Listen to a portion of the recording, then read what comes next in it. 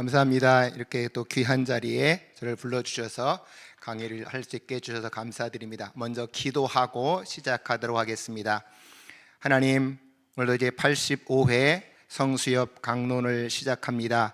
주님께서 부족한 자를 세우셨사오니 주님의 말씀을 올바르게 전할 수 있도록 인도하여 주시옵소서. 또 듣는 모든 분들에게도 잘 깨달을 수 있도록 인도해 주시고 결단하여 신앙의 진리를 따라가는 믿음의 용사들 될 수 있도록 우리 모두에게 은혜를 베풀어 주옵소서. 모든 걸 주님께 부탁드리며 예수님의 이름으로 기도합니다. 아멘. 앞에서 우리 최강희 목사님께서 지난번에 강의 내용을 잘 설명해 주셨는데요. 이제 이거 안 아니 조금만 더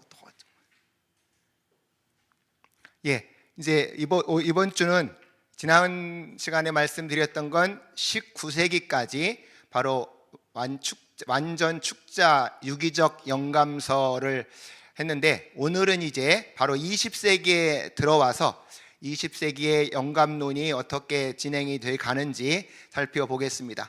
아마 오늘날도 우리가 가장 지금 뜨겁게 논쟁하는 것 가운데 하나가 성경은 무하냐, 인너런스냐, 아니면 성경은 구원에 관해서는 오류가 없지만 과학이나 역사 이런 부분에는 오류가 있을 수 있다 하는 infallibility라고 하는 이 무오, 어떤 분들은 그냥 그걸 무류설이라고도 번역하고 어떤 분들은 그걸 불오설이라고도 번역합니다.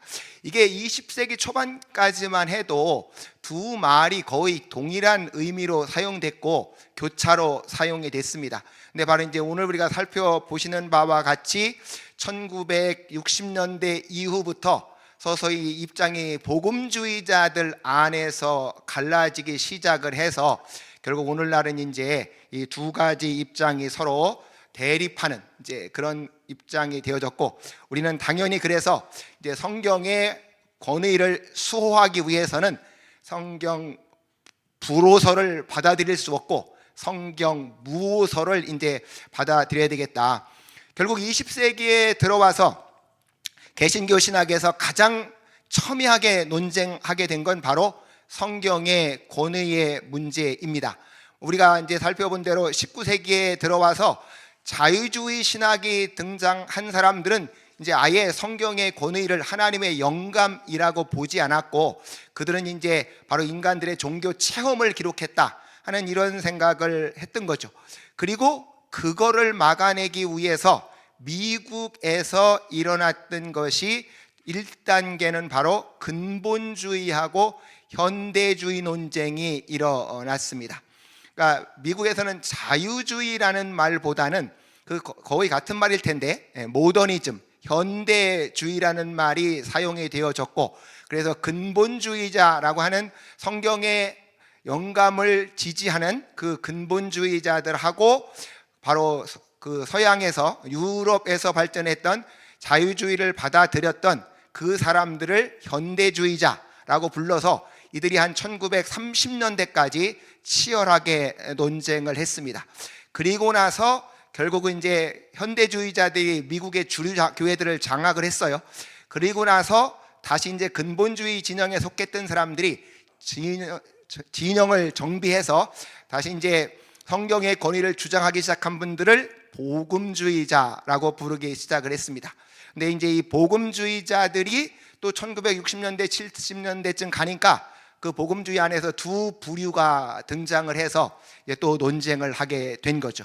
바로 그 주요 쟁점은 지금 말씀드린 대로 무오, 인너런시 해서 성경에 기록된 모든 내용은 오류가 없다 하는 사람들이 이제 무오고, 이제 불오 내지는 무류라고 하는 분들은 infallibility라고 하는 이 개념을 구원에 관해서는 오류가 없지만, 그러나 이제 결국 우리가 가장 논쟁이 되는 창세기 기록 같은 창조에 관한 이야기라든지 과학과 관련된 거, 역사에 관한 거, 이런 부분들에게는 바로 인간들의 기록에서 오류가 있을 수 있다 하는 입장을 우리가 이제 불오 내지는 무오라고 말씀드릴 수가 있겠습니다. 그래서 미국의 현대주의, 자유주의 신학이 등장한 걸 보면 우리가 잘 아시는 대로 19세기 후반에 다윈의 종의 기원을 통해서 진화론이 등장을 했고, 그렇게 진화론이 등장하니까 당연히 이제 창조론을 부정하게 되어지고, 바로 그 창조론을 기록한 창세기의 기록을 이제 믿을 수가 없다 하는 이제 그런 주장들이 등장하게 되어진 것이죠.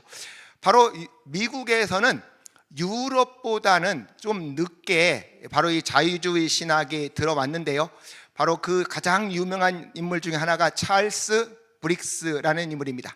찰스 브릭스는 오늘날 뉴욕에 있는 유니온 신학교 교수였는데, 바로 이제 그 서양에서 주장하던 문서 비평서를 받아들여 가지고 처음으로 이제 장로교, 미국 장로교 안에서 성경은 여러 문서가 편집된 책이고 그것을 우리가 비평할 수 있다 하는 주장을 했습니다. 결국 물론 이분은 이제 장로교 안에서 그 당시 너무나 과격한 주장을 했기 때문에 교수직에서 쫓겨났고 나중에는 성공회로 넘어가기도 했어요.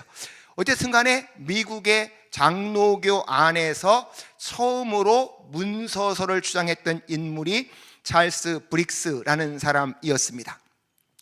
그런 것에서 바로 이제 미국의 현대주의가 등장하게 되어졌고, 동시에 이제 미국이 남북 전쟁이 끝난 다음에 아주 빠른 속도로 급격한 도시화 산업화가 이루어집니다.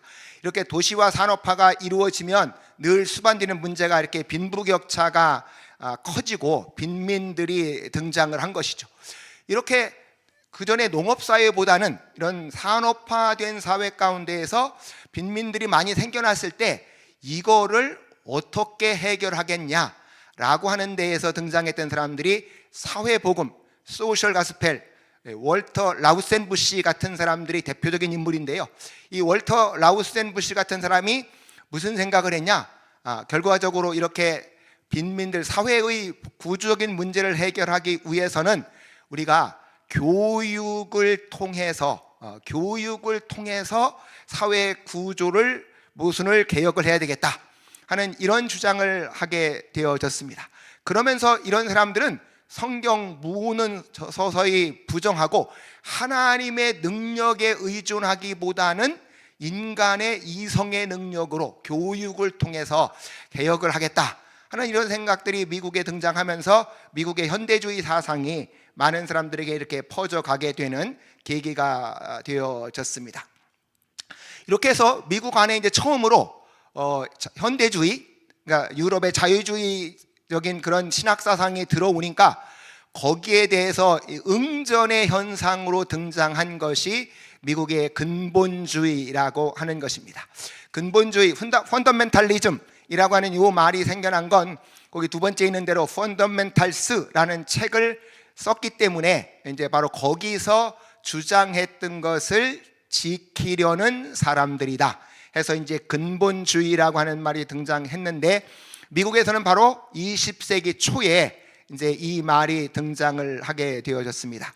그러니까 미국에서 20세기 초에 아까처럼 찰스 브릭스 같은 사람들, 월터 라우센부시 같은 사람들이 사회복음을 주장하면서 하나님의 능력보다는 결국은 이제 사람들의 능력을 의존해서 뭔가를 해결해 가려고 할 때 우리는 전통적인 신앙을 지켜서 우리들의 신앙을 수호해야 되겠다. 그래서 현대주의 그런 신학 도전에 대해서 응전하면서 등장을 한 것이죠. 근데 그럼 이 근본주의에는 누가 같이 가담을 했냐 했을 때 크게 보아서 두 부류의 사람들이 등장을 했습니다.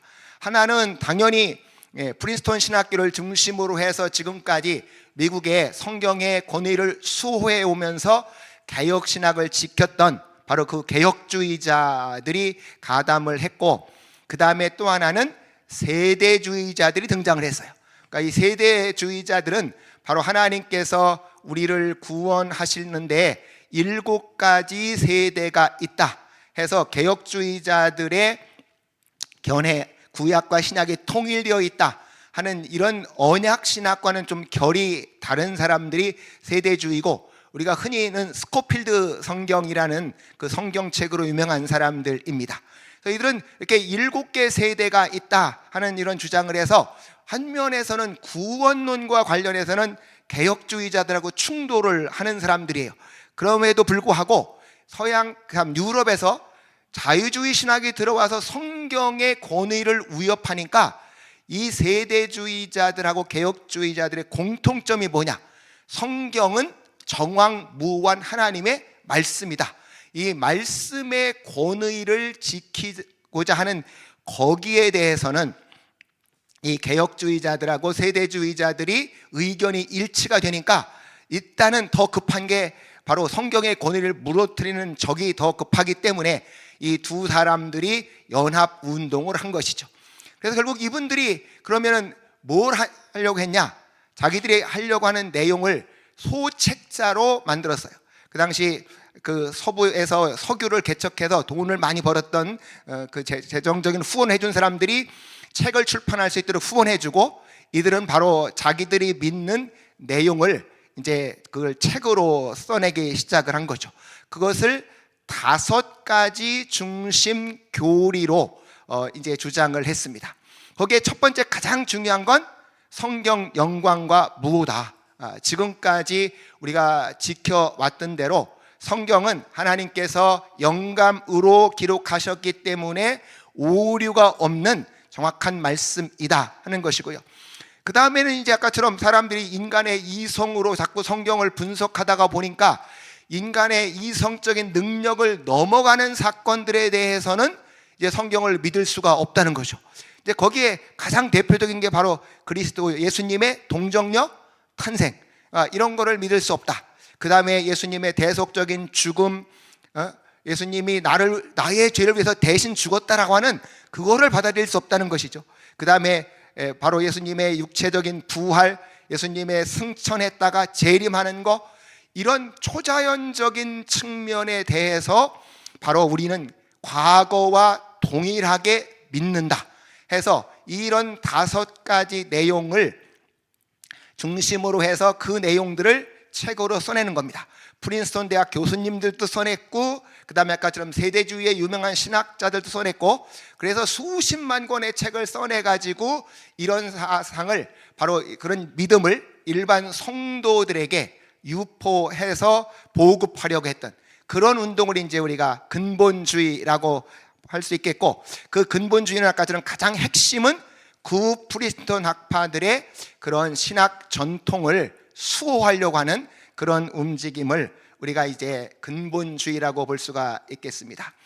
그래서 결국 우리가 지난 시간에 배웠지만 다시 한번 프린스턴 신학 전통을 생각해 보면 중심 인물은 바로 조직 신학자로 아주 유명했던 찰스 핫지. 바로 찰스 핫지는 어떤 인물인가 하니까 바로 튜레틴, 지난번에 말씀드렸던 그 튜레틴이라는 사람이 썼던 변증신학 강요라는 책을 바로 프린스턴 신학교의 조직신학 교재로 사용했어요. 바로 그 조직신학 교재로 사용하면서 정통주의 신학을 그대로 파수하려고 했던 그런 인물이었고, 그 다음에는 이제 자기가 조직신학 책을 직접 써서 가르쳤던 인물입니다.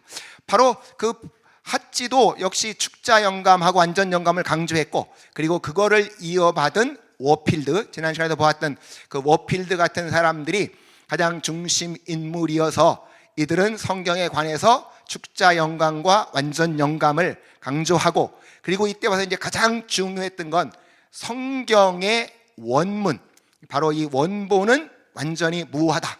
이 성경 원본의 무효성을 강조하게 됐던 건 바로 우리가 이제 사본들에게는 이 사본들을 옮겨 적는 과정에서 잘못된 것들이 나와서 여러 사본의 그 조금씩 다른 면들이 있다 그 말이죠. 그러다 보니까 완전 축자영감을 말하기가 좀 어려운 측면이 있어서 바로 하나님께서 제일 처음에 주신 원본은 완전히 무효하다 하는 주장을 했던 것입니다.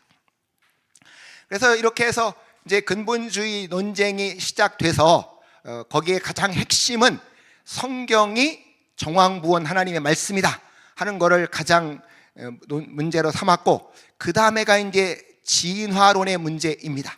아까 말씀드린 대로 찰스 다윈의 진화론이 주장을 했고, 이게 서서히 이제 미국으로 들어오게 되니까 이제 바로 이 진화론의 문제를 어떻게 할 거냐라고 하는 것이죠.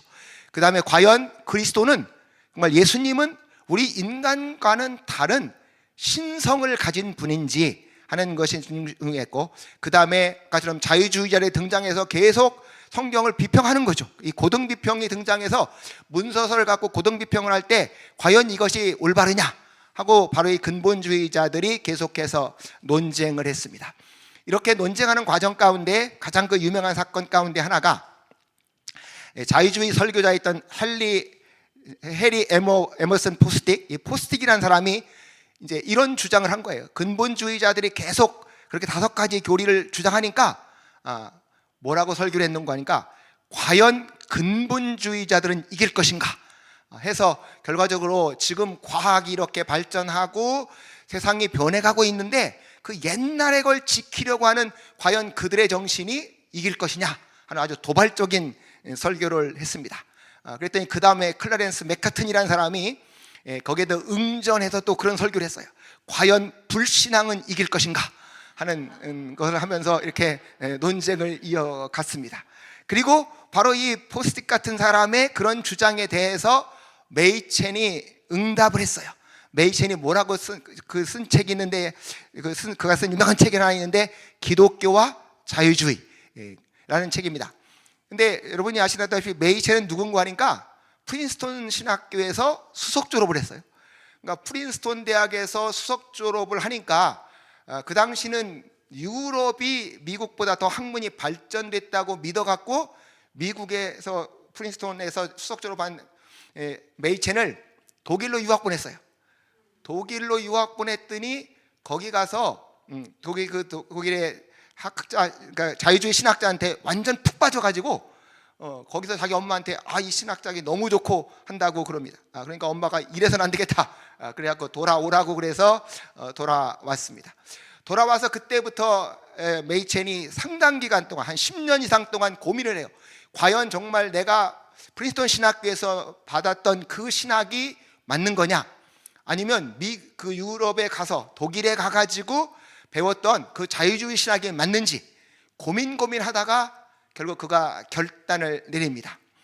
이제 우리가 지금도 생각해 보면요, 여기 계신 많은 분들 보시면 공산주의 말해도 우리는 공산주의를 직접 부닥뜨려 본 적이 없습니다. 6.25 전쟁을 겪어보지도 않았고, 그러니까 6.25 전쟁을 겪으면서 공산주의를 아는 사람하고 그냥 말로만 들어서 아는 사람하고는 분명히 다른 거죠. 그러니까 미국에 이 사람이 가서 직접 자기가 그 자유주의자들의 매력, 아주 인간적이에요. 그러니까 우리가 흔히 얘기하잖아요. 보수적인 사람들은 상당히 권위가 있고 좀 딱딱하고 이렇게 뭐가 있는데, 자유주의자는 아주 인간적이고 따뜻하고 해주고 그런 매력에 끌렸던 거죠.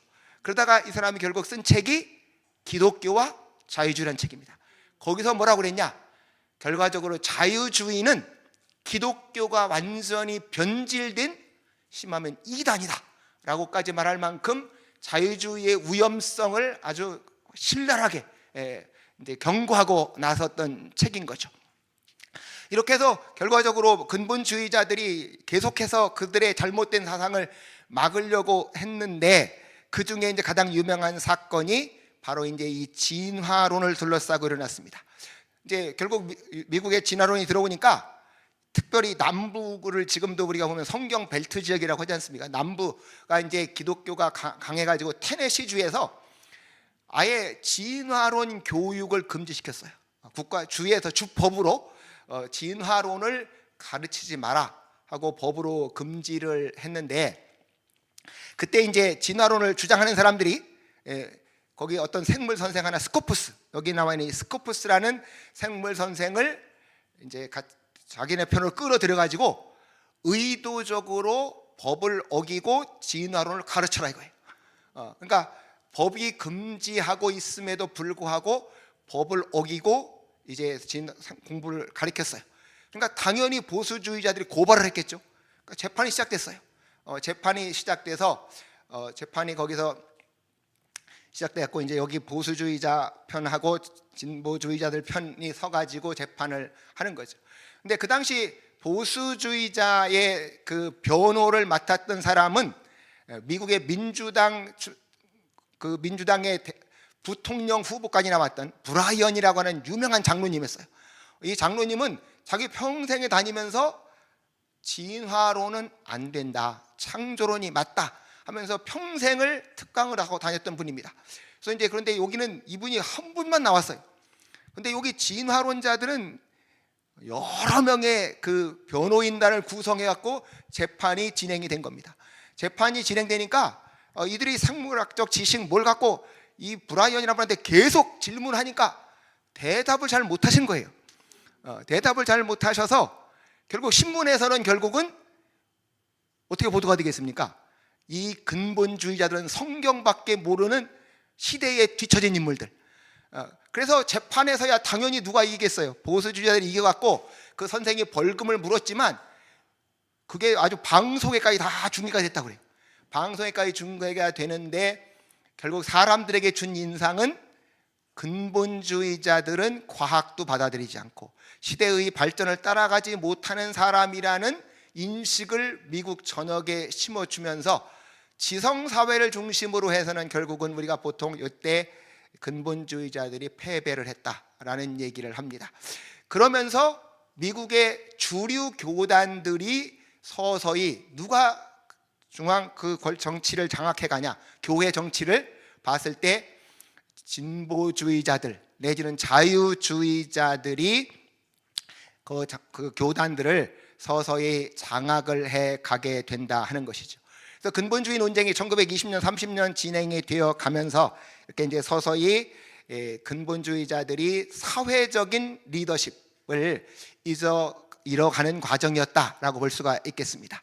그럼 한번 좀 더 구체적으로 북장로교를 가서 한번 살펴보면, 북장로교회가 아까처럼 찰스 브릭스 같은 사람이 성경에 오류가 있다라고 주장을 하고 이런 걸 자꾸 부정을 하니까 안 되겠다, 총회에서 성경의 권위를 확실하게 하고 그 5가지 교리를 장로교단의 목회자가 될 모든 사람들은 진리라고 동조하게 만들어야 되겠다.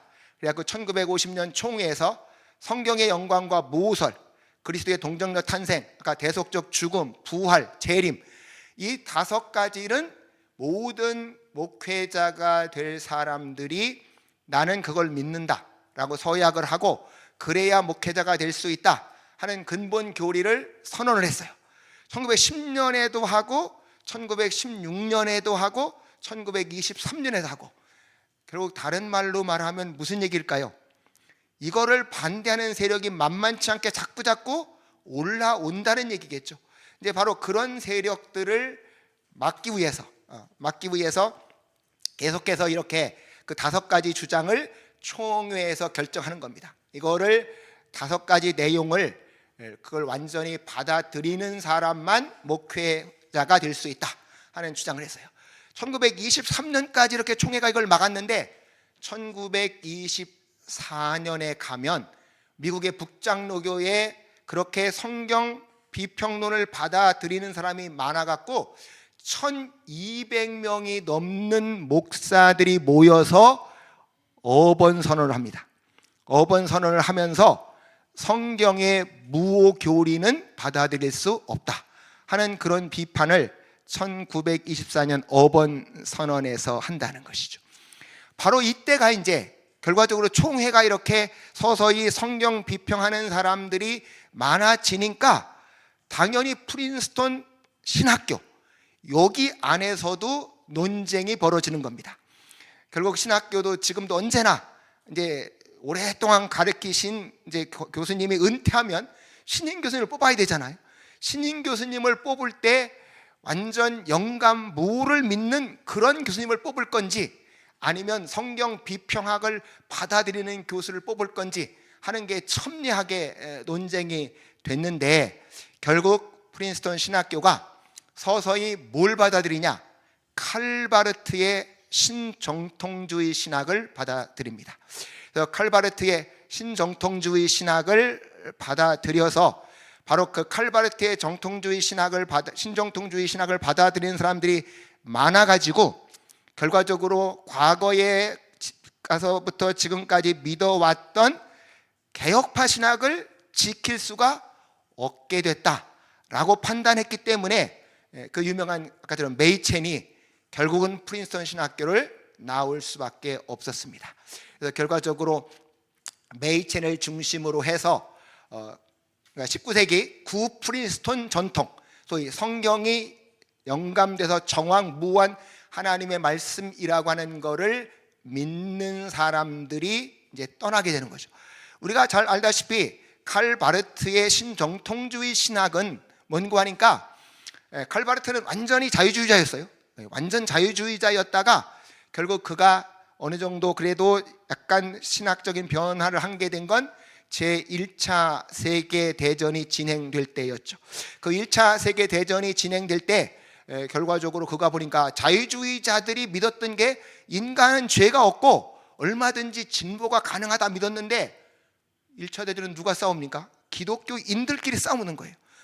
유럽의 기독교인들끼리 싸우는 그 모습을 보면서 결과적으로 인간의 죄성에 대해서 다시 깨닫게 되어지고 19세기 유럽의 그 자유주의자들이 하나님의 내재성만 강조했는데 로마서를 읽다 보니까 하나님이 사람들을 심판하는 이런 모습을 보면서 그가 바로 하나님의 초월성을 회복을 했죠. 그렇지만 이 바르트는 원래 자유주의자였기 때문에 성경 비평을 그래도 다 받아들입니다. 그런 걸 받아들였기 때문에 결국 그의 성경과는 정황무한 하나님의 말씀이라고 하는 정통 개혁신학하고는 완전히 거리가 먼 거죠. 그러니까 완전히 거리가 멀었기 때문에 결국 프린스타운이 그렇게 우리가 흔히 말하는 좌경화가 되면서 메이첸은 그 학교를 떠나올 수밖에 없었고, 그래서 나가서 웨스트민스터 신학교를 세우게 되어졌습니다. 그리고 이제 메이첸은 그러고 나서 보니까 결과적으로 선교사들을 어떻게 해야 되겠냐. 결국 선교사들도 결과적으로 이렇게 자유주의자들이 중심이 된, 그러니까 칼바르트적인 그런 입장이 선 사람들이 더면 우리가 지금까지 했던 대로 예수님을 믿어서 구원받는다라고 하는 그런 전통적인 선교 활동이 제대로 될 수 없겠다. 그래서 전통적인 그런 신학을 받아들일 사람들을 중심으로 독립선교부를 만드는 거예요. 독립선교부를. 장로교회 기존에 있던 선교부 말고 독립선교부를 만들으니까, 그러니까 결과적으로 장로교 총회에서 메이첸을 제명시켜 버립니다. 메이첸을 제명시켜서 결국 메이첸이 떠나올 수밖에 없었다 그 말이죠. 1936년에 결국 메이첸이 떠나면서 메이첸을 따르는 사람들이 나와서 만든 것이 이제 오늘날 바로 미국의 정통 장로교회라는 거예요. 근데 그 당시 메이첸이 이렇게 떨어져 나올 때 많은 사람들이 메이첸의 생각에 동조하면서도 사실 많은 사람이 떨어 나올 수가 없었습니다. 그건 왜 그랬는가 하니까 그때가 바로 미국에서 대공황 직후였어요. 경제적으로 워낙 힘들었고 또 미국의 장로교단은 소위 재단이 구성되어 갖고 재산이 다 교회 재단에 들어가 있습니다. 그러니까 나오려면 그냥 몸만 나와야 되기 때문에 심정적으로는 메이첸에 동조한다고 해도 실질적으로 나오기가 쉽지 않아서 많은 사람들이 결국 교단 밖으로 나오지 못하는 또 한계를 보였다라고 말씀드릴 수가 있겠습니다. 이렇게 돼서 결과적으로 미국의 아까처럼 대표적으로 미국의 북장로교, 그다음에 미국의 북침례교 이런 데를 중심으로 해서 오히려 남쪽은 지금까지도 상당히 성경적인 색채가 강해요. 미국에도 미국의 남침례교가 가장 지금도 보수적인 세력을 유지하고 있지 않습니까? 그렇게 해서 북쪽에 있는 그런 주류 교단들이 이렇게 현대주의자들 내지는 자유주의자들로 넘어갔습니다. 그러고 나니까 그러면 결국 우리는 성경의 권위를 지키는 사람들은 이제 어떻게 가야 되겠냐 해서 1940년대 등장하는 사람들을 신복음주의라고 부릅니다. 보통은 자기들은 그냥 복음주의인데 앞에서 있었던 사람들하고 좀 구별해서 사람들이 나중에 붙인 이름이에요. 이 사람들 자신들이 신복음주의라고도 불렀지만 이제 어쨌든 이 신복음주의자는 칼 헨리라든지 오켄과 빌리 그레함 이런 사람들이 중심이 됐는데, 요 앞에서 하나 좀 생각할 거는 메이첸하고 같이 나왔던 사람 가운데 칼 맥킨타이어라는 사람이 있습니다. 이 칼 맥킨타이어가 있고, 이 칼 맥킨타이어하고 메이첸하고 같이 나왔는데 바로 1937년에 또 갈라져요. 근데 왜 갈라졌냐? 칼 맥킨타이어는 술 먹거나 담배 피면 안 된다, 이걸 강조했고, 반공을 굉장히 강조했고, 그 다음에 전천년설을 강조했습니다. 결국적으로 그게 의견이 다르다고 그래서 분리가 되어버렸어요. 그러니까 메이첸하고, 참 안타까운 건 또 메이첸이 바로 또 세상을 떠나버렸어요. 그래서 이렇게 메이첸도 세상을 떠나고, 맥킨타이어는 자기하고 술 담배 먹는 것만 달라도 갈라져 버리겠다 하는 좀 너무 분리주의적인 데로 가니까, 이렇게 맥킨타이어 같은 분리주의는 아니면서 성경의 권위를 믿고 성경을 학문적으로 연구하면서 사회적인 책임을 감당하는 그런 조류로 나가자 하는 사람들이 등장을 했는데, 이제 그 사람들을 우리가 보통 복음주의라고 부른다. 그래서 미국에서 바로 이제 복음주의자들이 등장을 했고, 이제 이분들은 성경 사상에서는, 성경에 관해서는 바로 프린스턴 신학 전통을 이어받겠다, 성경이 정황무한 하나님의 말씀이라고 하는 그런 신학 전통을 받아들이되, 칼 맥킨타이어하고 구분된 건 너무나 이렇게 분리적인 데로 나가는 건 좀 극복을 해보자 해서 이렇게 복음주의가 등장을 했습니다. 이 복음주의에는 결국 그 당시까지는 이제 장로교, 침례교 이런 데가 중심이었는데, 여기에 등장하면서 바로 빌리 그레함 같은 사람이 침례교죠. 침례교 쪽 사람들이라든지 오순절 계통의 사람들도 이때부터 이 복음주의에 가담이 되어졌습니다. 자, 그러면서 이 복음주의자들이 이제 등장을 해서 40년대 등장해서 2차 대전이 끝나니까 어떻게 다시 바로 그 미국의 그 프린스턴 신학의 전통을 이어받아서 우리가 미국 사회의 주류를 움직여 나가겠냐?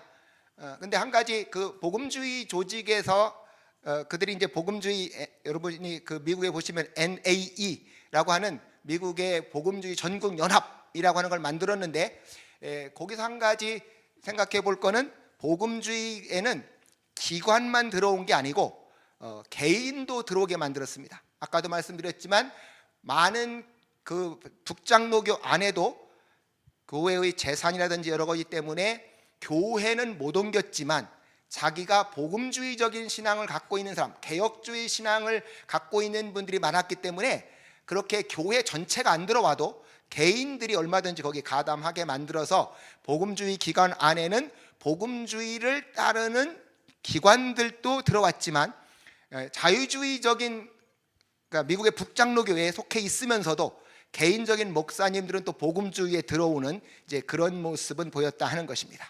그래서 이제 복음주의 신학교로 풀러 신학교를 세웠어요.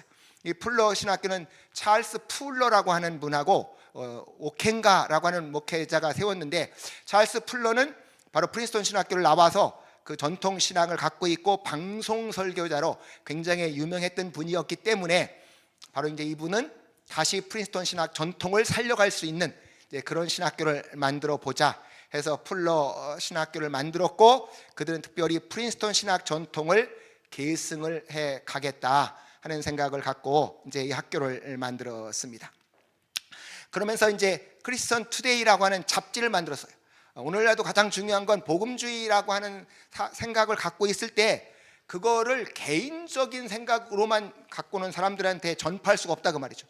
그래서 정기적으로 잡지를 출간해서, 바로 아까처럼 자기들이 한국에 지금 우리가 하는 것 같이 포괄적 차별금지법이라는 걸 제정하려고 한다, 그러면 여기에서 우리 입장은 뭐냐라고 하는 걸 계속 잡지로 발표하고 우리는 어디로 나가겠다는 걸 방향을 제시하는 그런 언론 활동이 있어야 이게 사회를 이끌어가는 오피니언 리더가 될 수 있다는 거죠.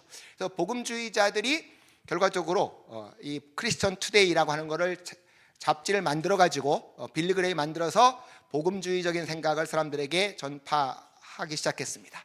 그리고 이제 아까처럼 이 복음주의, 미국에서 복음주의의 가장 상징적 인물이 된 사람이 빌리 그레함이죠.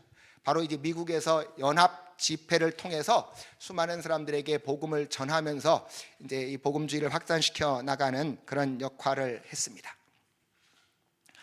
그런데 이제 결과적으로 이런 가운데 복음주의 내부에 갈등이 생겨났다 하는 겁니다.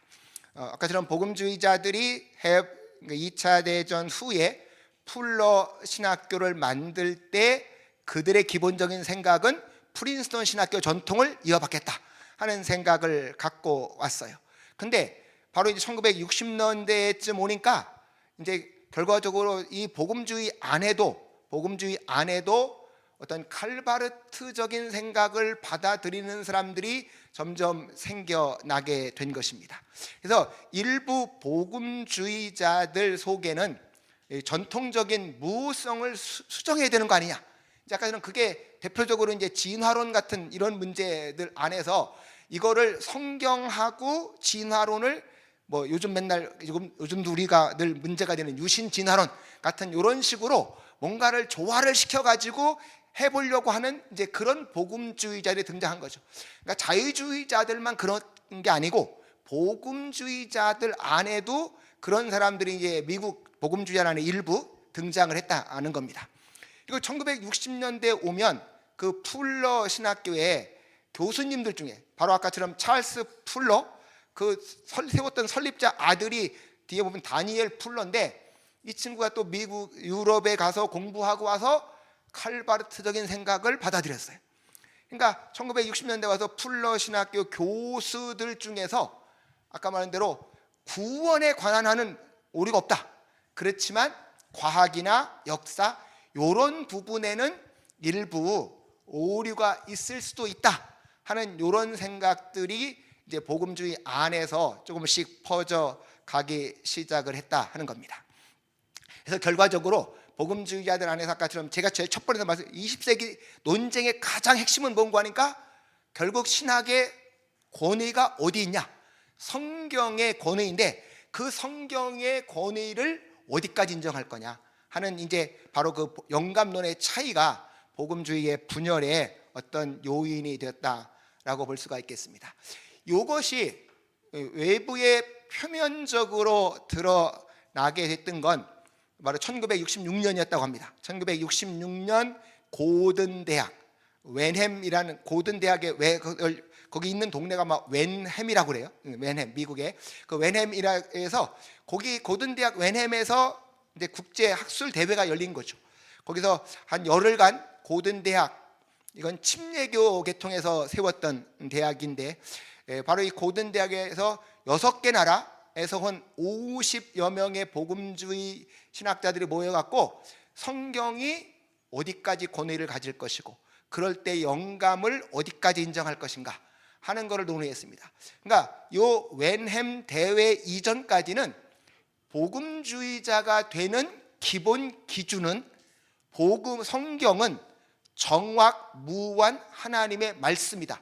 이거를 고백하지 않는 사람은 복음주의자가 될 수 없었습니다. 그러니까 복음주의자들의 모임에 온다 그러면 그때까지는 기본적으로 바로 이렇게 성경에 정확무한 하나님의 말씀이라고 하는 것을 고백해야 들어왔는데 여기 모여서 논의하면서 처음으로 일부 사람들이 바로 이제 그런 주장을 하기 시작했다는 거죠. 복음주의자라고 그 복음주의 모임에 속해 있으면서도 그 중에 일부가 아까처럼 구원에 관해서는 오류가 없다는 걸 다 받아들이지만 그러나 과학과 역사에 관련된 부분은 오늘날의 과학, 역사 기록하고 맞추려고 하다 보면 거기에는 뭔가 오류가 있다고 인정해야 되지 않겠냐 하는 의견이 여기서 처음으로 개진됐다고 합니다. 그래서 이때부터 이제 소위 말하는 인너런시하고 인펠러빌리티가 어떻게 다르냐 하는 이제 그런 논의가 시작이 되어진 셈이죠. 그래서 이렇게 웬햄데이가 되어졌을 때 바로 이제 이 문제를 가장 본격화시켜서 들고 나온 사람이 린드셀이라는 사람입니다. 린드셀이라는 사람이 바로 그 풀러 신학교 교수님이었어요. 그러니까 그 설립할 때부터 플러신학교 교수님이었고, 그러니까 성경관에 관해서 가장 강경한 보수적인 입장을 가졌던 사람이죠. 근데 아까도 말씀드렸다시피 그 플러신학교 안에 1960년대가 되니까 서서히 그런 과학이나 역사 분야에서는 오류를 인정할 수도 있지 않냐 하는 사람들이 생겨난 겁니다. 그러니까 결과적으로 린드셀이 바로 1976년에 책을 썼어요. The Battles for the Bible, The Battles for the Bible이라는 책을 썼는데, 이게 바로 뭐냐? 성경을 위한 투쟁이다. 이제 결국 우리가 성경의 권위를 위해서 투쟁할 때가 됐다. 우리가 복음주의자들 안에 그렇게 성경 관해가 차이가 있다는 걸 공개적으로 드러내고 이 문제를 해결해야지, 그렇지 않고는 복음주의가 제대로 갈 수 없겠다 싶어가지고 이 사람이 1976년에 성경을 위한 투쟁해서 The Battles for the Bible 이라는 책을 썼습니다. 결국 린드셀은 뭐 변함없이 주장하는 거죠. 우리가 봤을 때 프린스턴 신학이 맞았고, 우리는 그 프린스턴 신학을 수호를 해야 된다. 그러니까 결국 성경이 왜 무효하냐?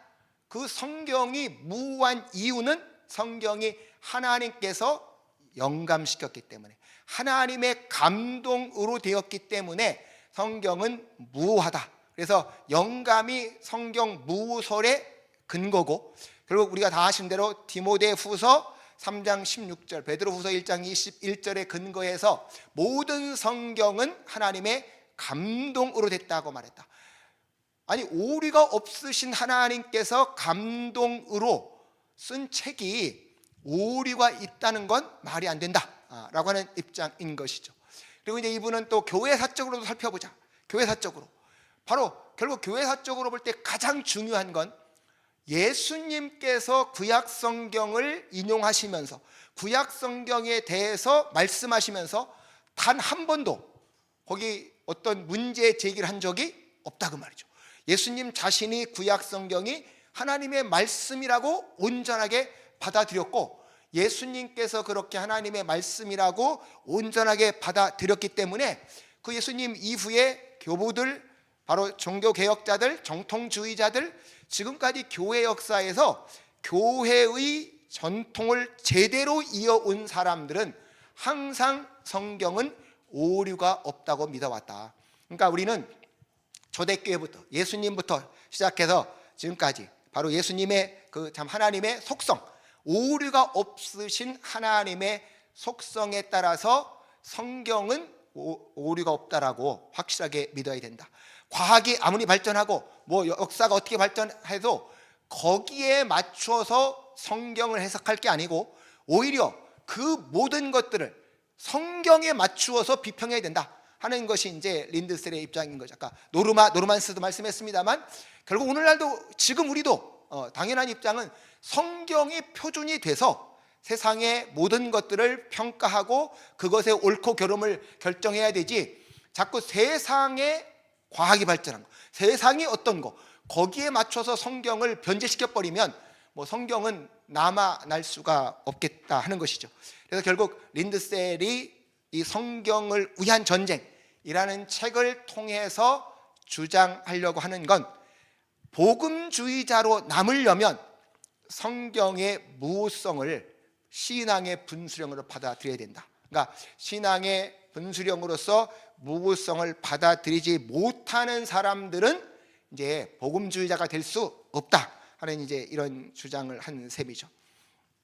바로 1976년에 린드셀이 이렇게 성경을 위한 투쟁이라는 책을 쓰고 나니까 바로 이어서 미국의 한 300여 명의 학자들이 모여서 만든 게 국제 성경 무효협회, International Council on Bible Ignorance, 바로 성경의 ignorance, 무효, 성경이 무효하다는 걸 이제 우리가 분명하게 밝혀서 그것을 지켜 나가야 되겠다 해서 한 미국의 복음주의자들 300여 명이 모여서 만든 것이 국제 성경 무효협회라는 조직입니다.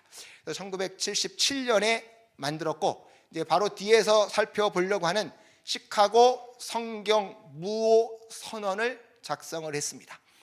시카고 성경 무호 선언을 작성을 했고, 결국 이들이 목표로 삼는 것은 바로 린드셀이 주장한 보수적인 복음주의자들, 그들의 성경관을 문서로 만들어서 사람들로 하여금 바로 우리가 믿는 바가 뭔지, 그리고 그 믿는 바를 따라오도록 하기 위해서 바로 이렇게 그 성경관을 체계화시켜서 문서로 이렇게 발표한 것이 시카고 성경 무호 선언이라고 하는 것입니다. 그래서 그럼 여기서 말하는 그 무호 선언은 지금까지 우리가 말했던 그걸 그대로 지키겠다는 겁니다. 뭐 새로운 걸 하겠다는 것이 아니고, 아까도 말했던 19세기 말에 지난 시간에 말씀드렸던 성경 전체가 오류가 없다. 그래서 완전 축자 유기적 영감설이다.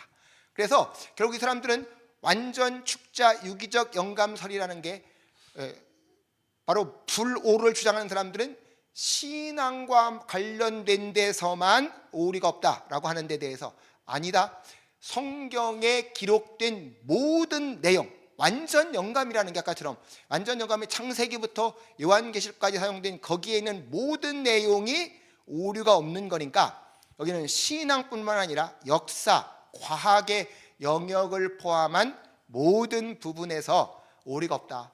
왜 오류가 없냐? 결국 아까처럼 하나님이 오류가 없으신 분이다.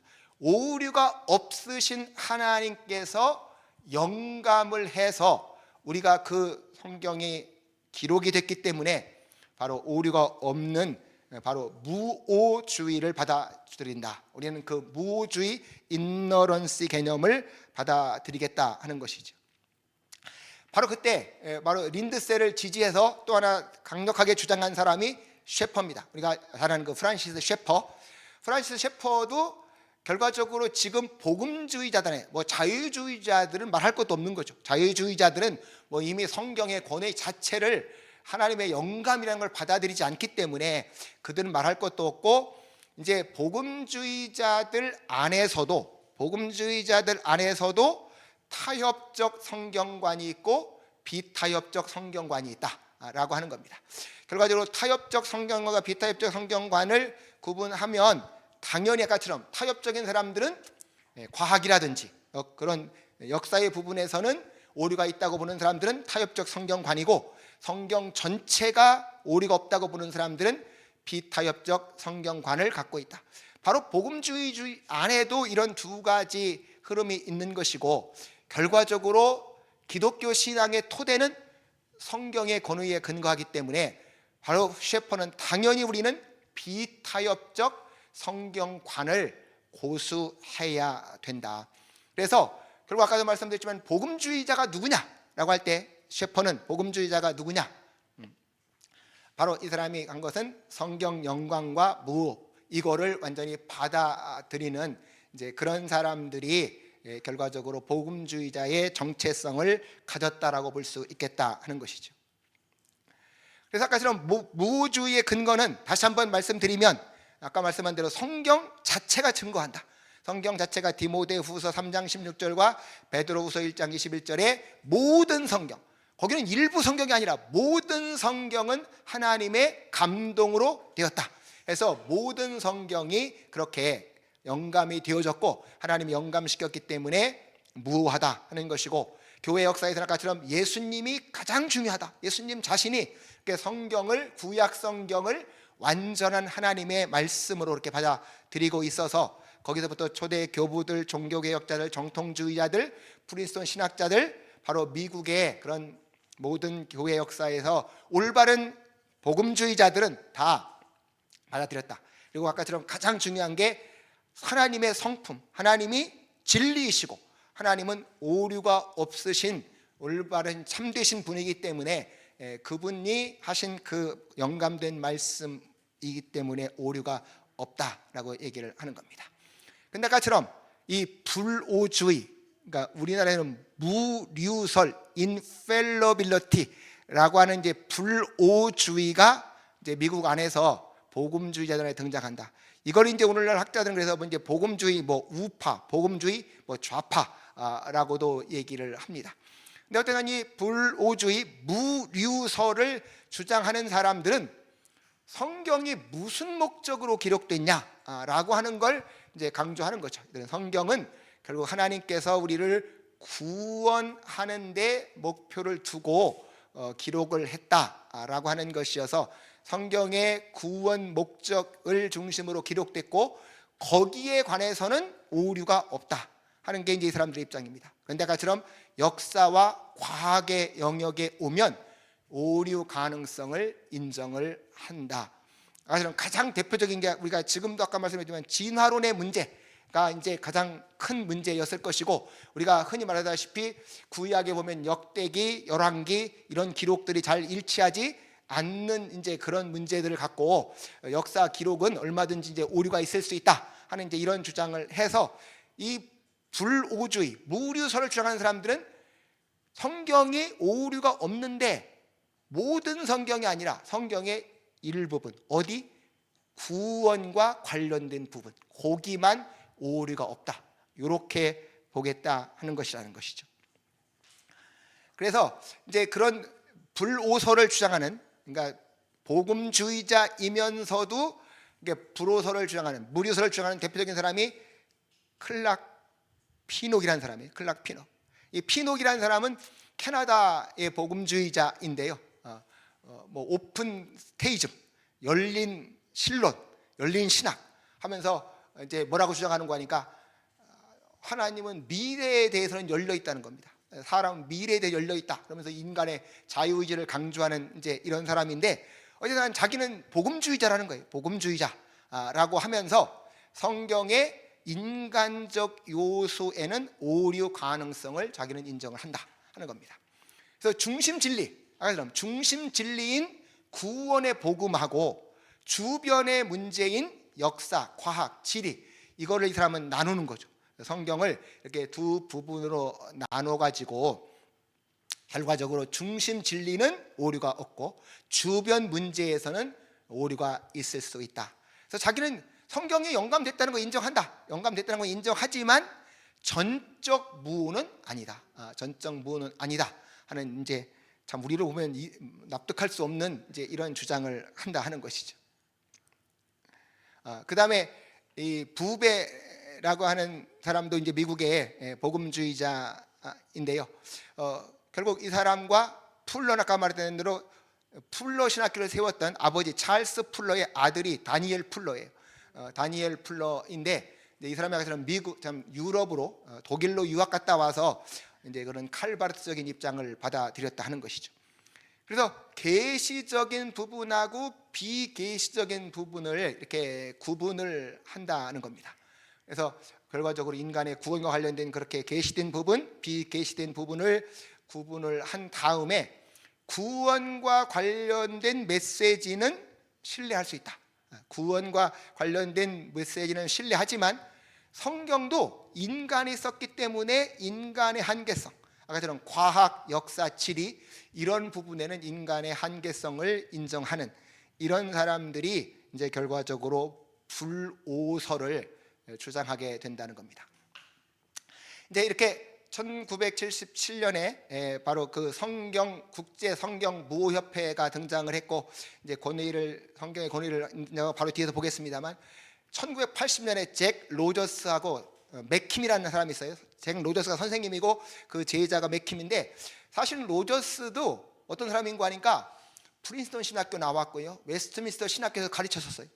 웨스트민스터 신학교도 가르쳤고, 그리고 나 프란시스코 거기 신학교로 간 사람인데, 그런데 바로 이 잭 로저스라는 사람이 무슨 책을 썼는가 하니까 The Authority and Interpretation of the Bible, 그리고 Historical Approach라는 책을 썼어요. 성경의 권위와 해석, 역사적 접근이라는 책을 하면서 그렇게 프린스턴 신학교 나왔고 웨스트민스터 가르쳤음에도 불구하고 성경에서 역사적 접근을 해보면 성경의 오소리티에 대해서 두 가지 입장이 있다. 지금 말한 대로 성경 무호가 있고 성경 불호가 있다. 그래서 성경 권위에 대한 두 신학적 전통이 있다. 그래서 무오설과 불오설에 대해서 그거를 분석을 하고, 그리고 뭐라고 말했냐 아까처럼 성경은 결국 뭐를 중심으로 한 책이냐? 구속 목적 중심의 성경 해석을 제시한다. 그러니까 성경은 과학이라든지 역사라든지 이런 건 그 시대의 환경에 따라서 기록을 했기 때문에 얼마든지 오류가 있을 수도 있다 하는 이런 입장인 거예요. 그러면서 이제 이 사람이 주장하는 얘기가 바로 이 얘기죠. 무오, 소위 말하는 인너런시라는 개념은 종교 개혁자들에게까지는 없었다는 거예요. 칼빈 같은 사람이 제가 지난 시간에도 말씀드렸지만 구술적인 글을 썼고, 또 사람한테 어커머데이션, 적응이라는 개념을 칼빈이 사용했는데, 그런 걸 갖고 와서 이 잭 로저스는 칼빈도 성경의 오류를 인정했다, 그런 주장을 하는 거예요. 그러니까 구속에 관해서만 오류가 없다고 그랬지 칼빈이 과학이나 이런 데 대해서 오류가 없다고 안 했다. 그게 바로 이 사람 책 주장입니다. 그러면 누가 성경 무오를 주장했냐? 아까 말한 대로 종교 개혁자들까지는 그런 게 없었는데, 종교 개혁 이후에 로마 가톨릭이 뭐라고 말하니까 그걸 비판하는 누가 만들어냈어요? 정통주의자들하고 그 프린스턴 신학자들이 만들어냈다 하는 게 잭 로저스라는 사람의 주장이고, 이게 바로 불오설, 그 infallibility를 주장하는 사람들의 굉장히 중요한 책입니다. 그래서 Authority and Interpretation of the Bible, Historical Approach. 그래서 그 책에 대해서 1982년에 바로 트리니티 복음주의 신학교에 있었던 우드브리지라고 하는 분, 존 우드브리지가 똑같은 제목의 Authority of the Bible, 크리틱 하고 나서 이제 바로 이 사람 잭 앤들 맥킴의 프로포저를 비판한다. 그래서 결국 우드브리지는 성경 무오는 아까 말했던 예수님으로부터 시작돼서 지금까지 교회의 올바른 전통이었고, 그거를 지금 잭 로저스하고 도널드 맥킴이 왜곡시켜서 잘못 주장하고 있다 하는 주장을 하게 됐던 것이죠. 자, 그래서 그러면 이제 바로 이 불호주의에 대한 비판을 생각해 보면, 아까 말씀드린 대로 성경의 증언과 불일치한다. 예수님 자신이 구약 성경의 권위를 완전하게 인정했습니다. 어디에서도 구약 성경에 문제를 제기하지 않으셨다고 말이죠. 그 다음에 이들은 아까처럼 구원에 관한 중요한 진리에는 오류가 없다고 말했는데, 그 중요한 진리가 뭔지, 중심 진리가 뭔지 학자마다 다 견해가 다르다고 말이죠. 그러면 도대체 영감된 중심 진리가 뭔지에 대한 학자들마다가 견해가 다 다르다. 그래서 아까처럼 중심과 주변에 대한 기준도 다 주관적인 문제다. 가장 핵심적으로는 그러면 영감된 부분과 영감되지 않은 성경이 어떻게 통일성을 가질 수 있냐? 결과적으로 그렇게 오류투성인 인간의 기록을 통해서 하나님의 진리가 전달될 수 있다라고 하는 것을 우리는 받아들일 수 없다. 그러니까 불오주의자들의 입장은 우리가 흔히 생각하면 부분은 진리고 부분은 아닐 수 있다. 그런 것이 어떻게 우리가 정말 내 생명을 걸고 믿어야 할 진리의 토대가 될 수 있냐라고 하는 의문을 우리가 제기할 수밖에 없다 하는 것이죠. 자, 그러면 시카고 성경 무선언의 배경을 좀 살펴보겠습니다. 아까도 말씀드렸지만 린드셀이라고 하는 사람이 성경을 위한 투쟁이라는 책을 쓰고 나니까 이제 미국의 복음주의자들이 크게 심각성을 느낀 거죠. 아, 복음주의자들 안에도 이렇게 성경의 권위를 제대로 받아들이지 못하는 사상이 침투하고 있구나. 그렇다면 우리가 여기에 대해서 어떻게 대처를 해야 되겠냐 해가지고 성경 무협회를 조직을 했습니다. 제임스 보이스, 노먼 가이슬러, 프란시스 셰퍼, 칼 헨리, 제임스 페커, 이런 사람들, 스프로울, 다 우리가 들어보면 알 수 있는 유명한 그런 복음주의적인 신학자들이 전부 다 같이 모여서 국제 성경 무협회를 조직을 했습니다.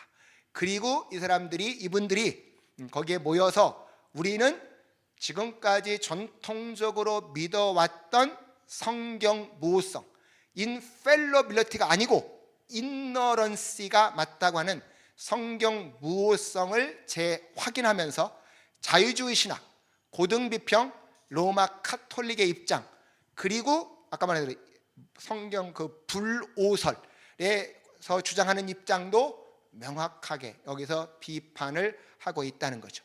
그래서 복음주의 무호성의 성경관의 기준을 이렇게 분명하게 제시를 하게 되어졌습니다.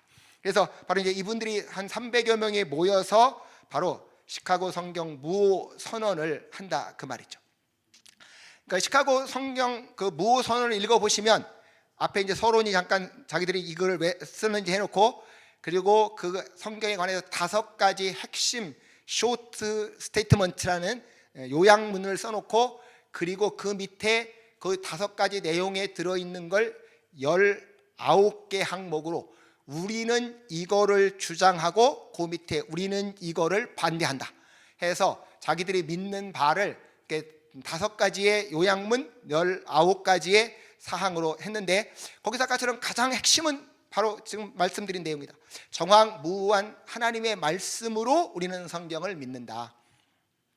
두 번째는 성경은 전체적으로, 추고적으로, 유기적으로 영감되었다.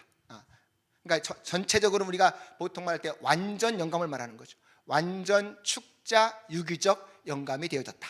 성경은 아까처럼 노르만스여서 우리의 삶의 삶과 신앙, 믿는 것과 삶에서 절대적인 권위를 갖고 있다라고 하는 것을 주장을 했습니다. 그래서 그들이 완전 축자 영감에 대해서는 그 쇼츠 스테이트먼트 위에 5가지 요약한 데서 4번째에서 이렇게 말하고 있습니다. 성경은 전체적으로 또한 추가적으로 하나님이 주신 것으로 그 모든 가르침에 오류와 틀림이 없다.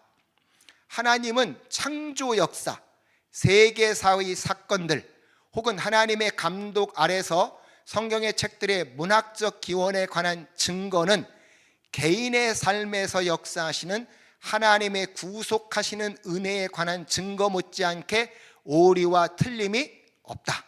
여기서는 아까처럼 전체적으로, 그러니까 완전 영감이 있다는 겁니다. 또한 추고적으로 축자 영감이 되어져서 그 모든 가르침에 오류와 틀림이 없다 말씀했고, 그 다음에 이것이 밑에 아까처럼 구원하시는 하나님의 은혜에 관한 증거에 못지않게 뭐에 관해서도요, 하나님의 창조 역사, 그러니까 창조에 관한 역사, 세계사의 사건, 그 다음에 성경의 책들, 그러니까 이건 무슨 얘기인가 하니까 시편이라든지 뭐 잠언서라든지 이런 문학적인 내용들에는 오류가 있을 수도 있다, 이런 주장에 대해서 그럴 수 없다 하는 것입니다.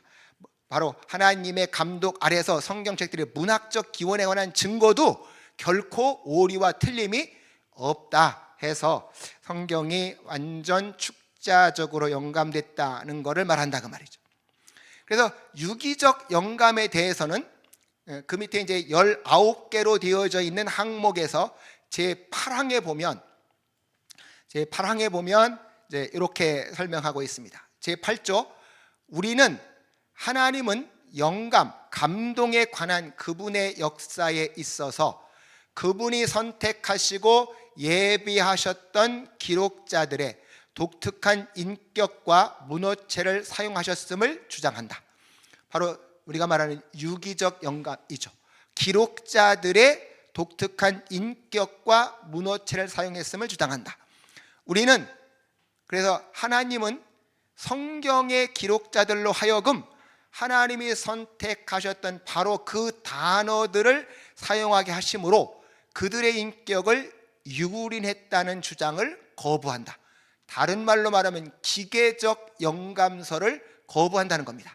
결과적으로 하나님께서 그들을 기록자들로 하여금 그 단어를 만들었으니까 내가 인격적으로 쓴 게 아니고 하나님이 그냥 쓰라고 해서 쓰면 기계적이 된다는 거죠. 그래서 그렇게 그들이 인격적으로 유린당한 게 아니고 하나님께서 감동을 주셨지만 자기네 인격을 사용해서 기록했다고 하는 유기적 영감을 바로 분명하게 여기다가 이제 설명을 했습니다.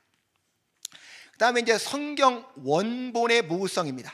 이제 아까처럼 프린스턴 신학자들이 그리고 작고 많은 학자들이 성경을 기록하는 과정에서 그 잘못된 기록들이 나오고 그런 이본들이 나오니까 그것 때문에 성경을 믿을 수 없다라고 이제 그 비판하는 거에 대해서 바로 이제 그 프린스턴 신학자들, 특히 워필드가 성경 원본은 무효하다라고 주장을 했는데, 바로 이 시카고 성경 무효 선언에서 제 10조에 우리는 영감은 엄밀히 말하면 하나님의 섭리 안에서 유효한 사본들로부터 매우 정확하게 규명할 수 있는 성경의 원본에만 적용되어야 한다는 것을 주장한다.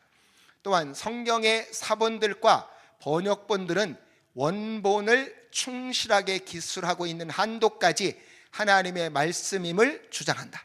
여기서 성경의 원본에만 적용된다. 바로 하나님의 그 유효한 정확성이 원본에만 적용된다. 다른 말로 말하면 사본은 아까처럼 조금씩 한두 개씩 몇 개씩 그 기록한 과정에서 오류가 있다. 그리고 그걸 비교하면 원본에 가장 가깝게 갈 수 있다. 그래서 우리가 이제 그것만을 인정하는 걸 우리가 보통은 이제 사본 비평이라고 해서 보수적인 사람들도 다 사본 비평까지는 받아들여서 이제 여기서 아까처럼 이들이 말하는 게 성경 원본에는 오류가 없다 이런 걸 하는 겁니다. 우리는 기독교 신앙의 어떤 본질적인 요소가 원본의 결여로 인하여 영향을 받는다는 주장을 거부한다. 더구나 우리는 원본들의 결여가 성경의 무함에 대한 주장을 무유한 것으로나 부적절한 것으로 만든다는 주장을 거부한다. 그러니까 어떤 사람들은 아니 없는 무성 그 원본 말해봐야 무슨 의미가 있냐 하는 이제 그런 그리고 그 원본에 뭔가 잘못이 있을 수 있다 하는 것을 받아들일 수 없다라고 말해서 결국 성경 원본은 무효하다라고 하는 것을 10번째 항에서 주장을 하고 있습니다. 그 다음에 이제 가장 논란이 많은 역사와 과학에서의 무효성에 대한 얘기입니다. 제12조에 보면 우리는 성경은 거짓과 사기와 속임이 없는 전체로서 무효한 것이라고 주장한다. 바로 아까 좀 성경이 전체로서 무효하다. 완전 영감인데 그 밑에 보시면 우리는 성경의 절대적 확실성과 무효성은 역사와 과학의 영역에 있는 주장들을 제외하고 영적인 주제나 종교적 주제나 구속적인 주제에 한정한다는 주장을 거부한다. 그러니까 자기들은 지금까지 소위 말하는 아까처럼 불오설, 그 무리설을 주장하는 사람들이 뭐라고 말하냐? 자기들은 역사와 과학 영역에 있는 그 주장은 제외하고 그리고 영적이거나 종교적인 여기는 오류가 없다고 그러는데 자기들은 그런 주장을 거부한다. 더구나 지구의 역사에 관한 과학적인 가정들은 창조와 홍수에 관한 성경의 주장을 부결시키는 데 쓰여질 수 있다는 주장을 거부한다. 그러니까 다른 말로 말하면 세상의 과학, 홍수에 관한 여러 가지 것들을 갖고 와서 성경의 내용이 틀렸다. 그거를 우리는 받아들일 수 없다는 거죠. 그래서 결과적으로 아까도 말했지만 여기 이분들의 성경 무효 선언의 입장에 있는 사람들은 성경을 가지고 세상의 역사 연구나 과학을 평가하고 받아들일 수 있지 그것이 중심이어서 성경을 무너뜨리는 것은 수용할 수 없다라고 얘기를 하고 있습니다.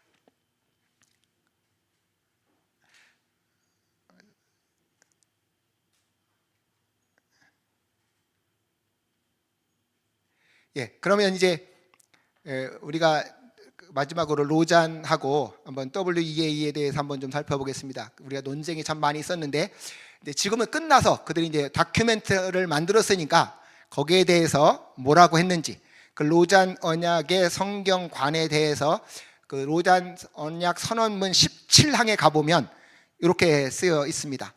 17항 우리는 성경이 구약과 신약 66권으로 구성된 신적 영감과 하나님의 숨결이 담긴 기록물인 하나님의 말씀임을 확언한다. 성경은 다양한 인간 저자와 문학 장르를 통해 하나님께서 예수 그리스도 안에서 자신을 위해 한 백성을 선택하신 이야기를 통일되고 일관된 증언을 구성한다. 성경은 하나님의 자기 계시이므로 교회의 성경은 하나님의 택한 백성을 모으고 다스리는 권위를 가지고 있으며 오류가 없다. 그래서 이분들도 성경에 그에 대해서 하여튼 오류가 없다, 인너런트라는 용어를 분명히 쓰고 있어요. 인너런트 해서 오류가 없다라고 이제 그 다큐멘트에서는 성경에 관해서 이렇게 다스리는 권위를 가지고 있으며 오류가 없다라고 말씀을 했고, 그 다음에 동성애에 대해서는 뭐라고 했나 보면 그 68항에 동성 간의 성관계에 대한 성경의 모든 언급은 하나님께서 그러한 행위를 성에 대한 자신의 의도를 위반하고 창조주의 선한 선계를 왜곡하는 것으로 간주하므로 그것이 죄악이라는 피할 수 없는 결론에 이르게 된다.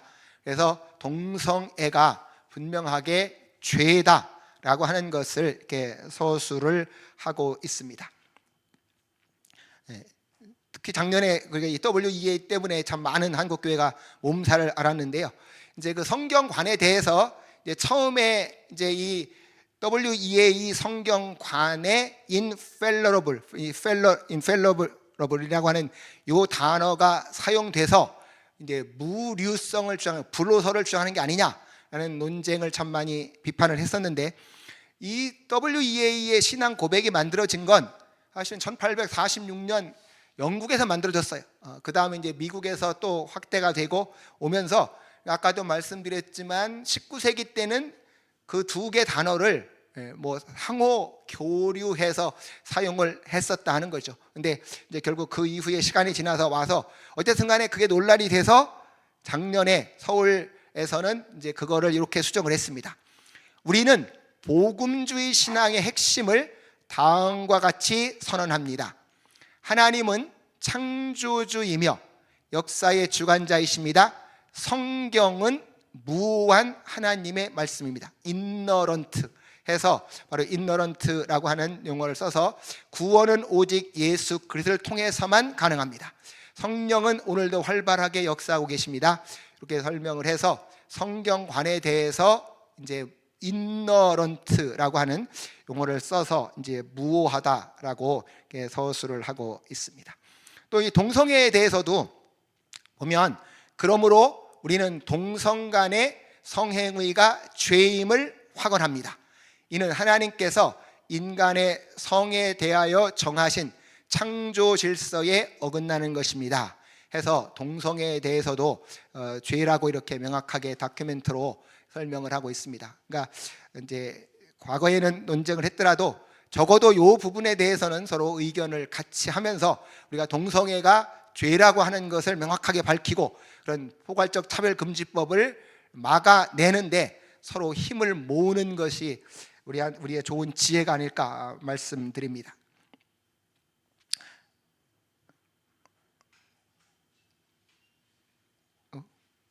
이게 왜 마지막 결론을 말씀드리겠습니다. 결국 우리가 지금까지 보신 대로 결론의 마지막 부분에서는 20세기에 성경관 논쟁에서 복음주의자들이 처음에는 성경의 무오설, 그러니까 그 프린스턴 신학자들의 무오설을 받아들여 왔는데, 바로 1960년대부터 복음주의자들 가운데 일부가 이제 불오설을 받아들이기 시작을 했고, 그래서 논쟁이 일어난 것을 말씀드렸습니다. 그렇지만 우리는 불오설의 입장은 결과적으로 성경에 하나님의 속성과도 맞지 않고, 그리고 성경에 디모데 후서 3장 16절이나 베드로전서 1장 21절 같은 말씀들하고 맞지 않기 때문에 우리는 불오설은 받아들일 수가 없다. 그러니까 우리는 성경이 하나님의 영감이 되어져 있고 하나님의 진리이시면서 오류가 없으신 속성을 반영한 완전한 진리의 말씀이라고 하는 것을 고백하고, 그래서 그런 성경의 질서의 말씀의 진리에 따라서 오늘날 일어나는 모든 것들을 우리가 평가하면서 그걸 바르게 세워가는데 우리의 삶을 헌신해야 되겠습니다. 네, 기도하고 마치겠습니다. 하나님 아버지 감사합니다. 우리가 20세기 정말 미국에서 진행된 여러 가지 논쟁들을 통해서 결국은 점점 신학 성경적인 권위를 온전히 믿지 못하는 사람들이 생겨난 걸 보았습니다.